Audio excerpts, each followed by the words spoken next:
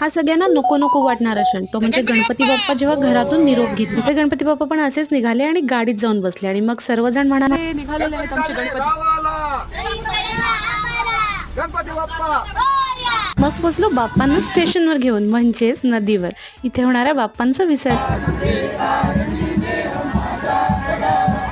शेवटची आरती जेव्हा झाली ना, तेव्हा मन म्हणत होतं, बाप्पा थोड्या वेळा अजून थांबा ना. बाप्पा म्हणाले, नको, आता जायची वेळ झाली, पुढच्या वर्षी नक्की लवकर येतो. आणि मग सुरू झाला बाप्पांचा पुढचा प्रवास. आणि आपण बाप्पाचे सगळे आर्टिफिशियल दागिने काढून घेतले होते. आपला बाप्पा इको फ्रेंडली होताच ना, मग प्लास्टिक कशासाठी नदीत पाठवायचं. असं झालं आमच्या बाप्पांचं विसर्जन. ते गणपती बाप्पाला मी बाय बाय बोलवते आणि इथे अगस्त्य. त्यानंतर मी बनवलेल्या कंठीचं सगळ्यांकडून कौतुक करून घेऊन आम्ही निघालो घरी यायला. घरी येऊन आपलं मखर असं रिकामं वाटत होतं.